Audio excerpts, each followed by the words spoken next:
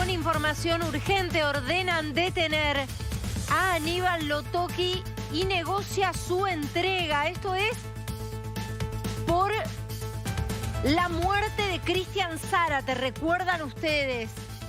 El hombre que muere en 2021, ¿es correcto, Ignacio? Es correcto.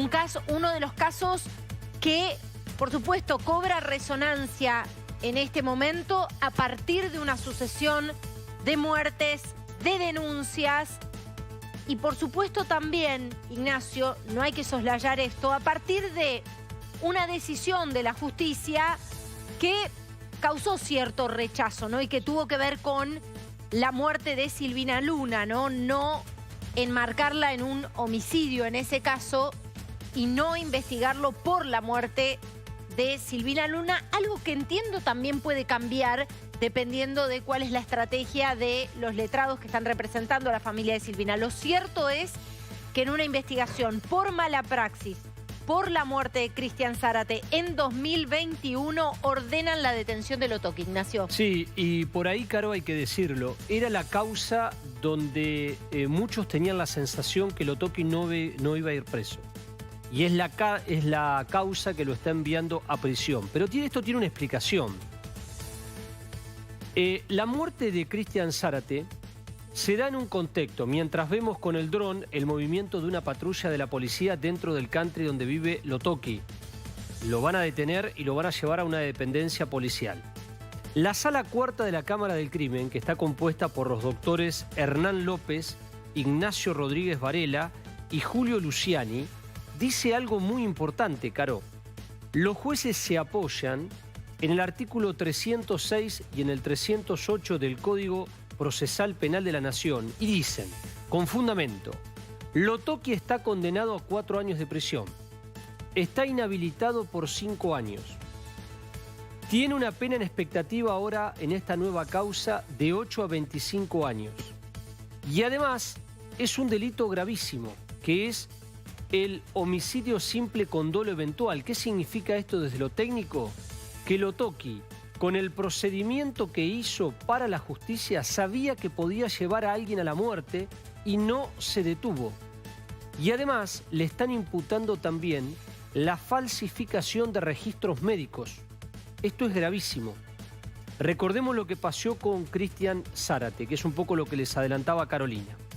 En abril del 2021 hubo una intervención quirúrgica en la clínica Semeco, en el barrio de Caballito.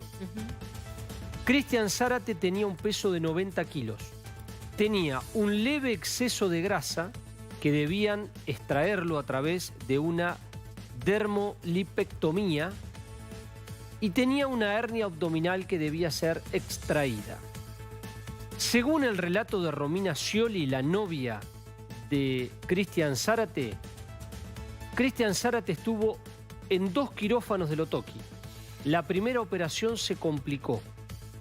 Ella dijo que no había una unidad de cuidados intensivos, que no había sangre para hacer una transfusión. Perdón, esto es algo, y lo quiero marcar, quiero hacer hincapié en esto porque me parece que acá son importantes los detalles, que es consistente con otros testimonios similares de personas que incluso hoy están teniendo padecimiento de salud y que dicen, ¿hay anestesista? No en algunos casos hay hasta testimonios donde se habla de la ausencia de la figura del anestesista, ¿no? Totalmente. Mirá, Caro, acá lo que están planteando los jueces es lo siguiente. Miren el contexto. Lo que dicen los jueces es, Zárate tenía 50 años, había tenido COVID-19, que eso debilitaba la salud de las personas que tenían algún tipo de comorbilidades. Era diabético, era fumador, se somete a una operación riesgosa durante 5 horas. La operación lleva a que este hombre vaya a una habitación, se le coloca un drenaje, pierde muchísimo líquido, obliga a tener que hacerle una segunda operación, la segunda operación sale estable, va hacia una habitación, empeora el cuadro médico y a la medianoche tiene un paro cardiorrespiratorio. Claro, sí, a ver, toda una secuencia que uno empieza a pensar en la cantidad de señales de advertencia que debieron dispararse antes de que se produjera la intervención quirúrgica. ¿Qué pasó con el prequirúrgico? Todo. ¿Cuán informado estaba Cristian Zárate sobre el procedimiento que se le iba a realizar? Y digo esto porque, así como uno de los denominadores comunes en los testimonios es la ausencia de la figura del anestesista, un quirófano que no tenía apariencia de tal o apariencia de tener habilitación para funcionar como tal, pero además otro denominador común en los testimonios, Ignacio, es que los pacientes no sabían en efecto el procedimiento que les iba a realizar. Sí, entraban para una cosa y resulta que en algunos casos salían con algo totalmente distinto, ¿no? Bueno, en base a eso, Caro, la sala cuarta de la Cámara del Crimen, te lo leo textualmente, mirá lo que dice. Dice, Lotoki tuvo un obrar desaprensivo, no tomó recaudos mínimos para eliminar los riesgos de comorbilidad del paciente. Tuvo omisión de brindarle atención cuando estaba frente a un cuadro grave, sumió al paciente en agonía y lo llevó a la muerte. Esa es la opinión de los jueces Hernán López, Ignacio Rodríguez Varela y Julio Luciani. La sala cuarta de la Cámara del Crimen es una cámara durísima. Lo que está diciendo es reforzar la calificación penal de homicidio simple con dolo eventual, que tiene una pena de 8 a 25 años de prisión, no es excarcelable, es prisión efectiva, es, para que la gente lo entienda, matar a una persona, y además le imputa también la falsificación de registros médicos. Gravísimo.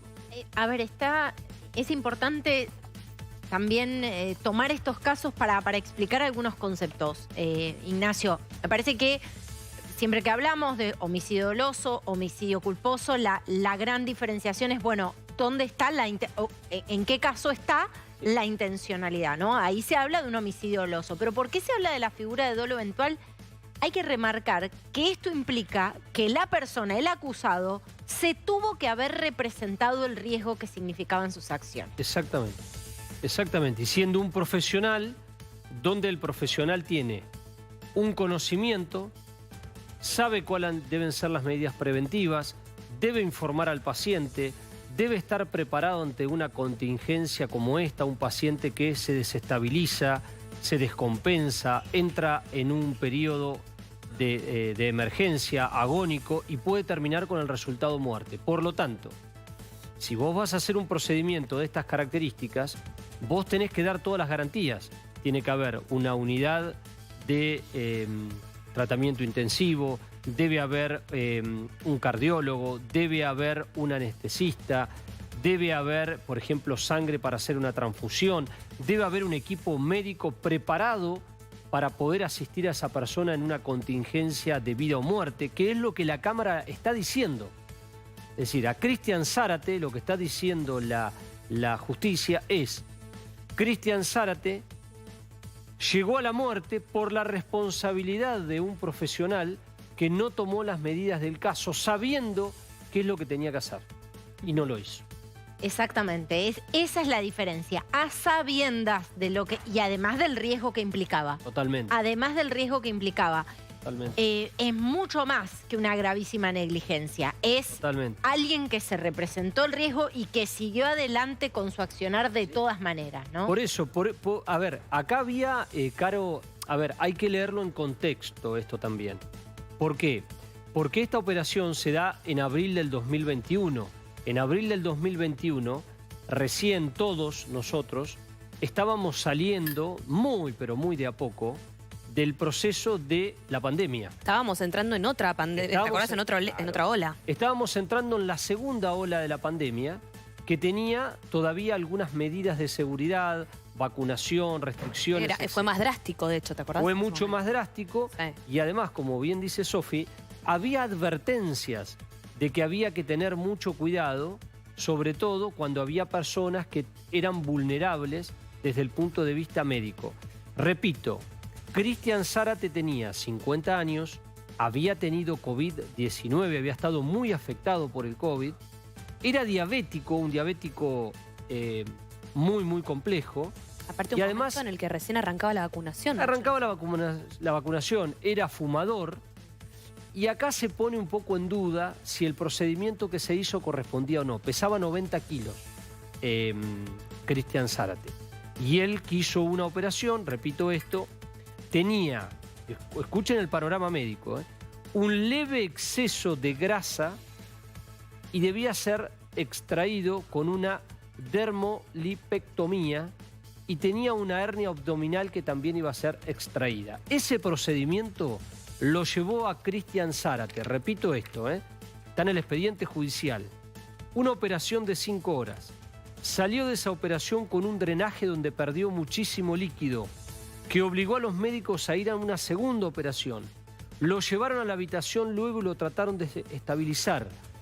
Tuvo un empeoramiento de su salud y luego de la segunda operación, a la medianoche muere de un paro cardiorrespiratorio producto de todo ese proceso traumático. ¿En todos esos procedimientos participa Lotoki o participan también otros profesionales? Estaba Lotoki y un grupo de profesionales. Por lo tanto, si vos tenés que imputar médicamente, están todos imputados. La cabeza del equipo y todos los que participaron del procedimiento. Claro, es importante eso, también entender cuántas personas más pueden estar involucradas en esto. Ahora, la pregunta es, ¿ordenan la detención de Lotoki porque consideran que hay un riesgo de entorpecimiento, de fuga? Explícanos esto. Mirá, por el artículo 306 y 308 del Código de Procedimiento Penal de la Nación, hay que tener en cuenta varios factores.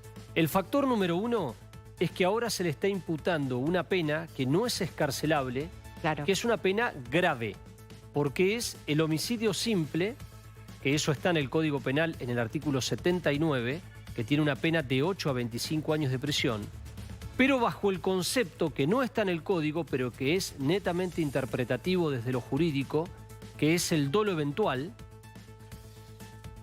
Por otro lado, hay que tener en cuenta también que Lotoki ya está condenado a 4 años de prisión por lesiones graves, aunque la pena todavía no se hizo efectiva porque falta la definición de la Cámara de Casación.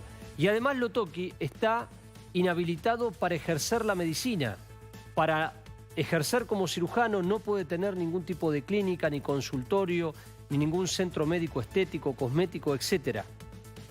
Entonces, toda esa situación, más los riesgos procesales que ha evaluado la Cámara, que puede ser el entorpecimiento, puede ser la fuga, puede ser también la pena en expectativa, una posible segunda condena.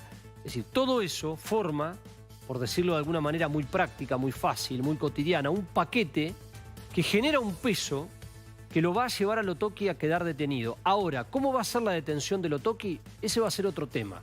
Lotoki va a quedar en una comisaría, Lotoki va a quedar en una alcaldía, Lotoki va a ir a la cárcel, a Lotoki le van a dar una domiciliaria con pulsera electrónica. Eso se verá después, quedará bajo criterio del juez interviniente.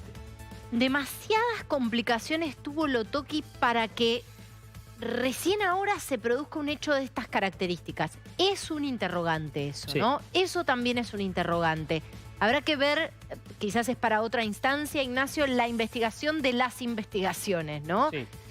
Digo porque son demasiadas. Por supuesto, toda acusación tiene su curso judicial y hay que probarlo ante la justicia, pero son realmente demasiadas acusaciones consistentes entre sí, Ignacio, cosa que me parece que le da peso a cada una de las denuncias, ¿no? El hecho de que hay denominadores comunes que se repiten en todos los casos o en prácticamente todos los que hemos escuchado, de que llama la atención, ¿no? Recién ahora estamos hablando de un pedido de detención para Aníbal Lotoki.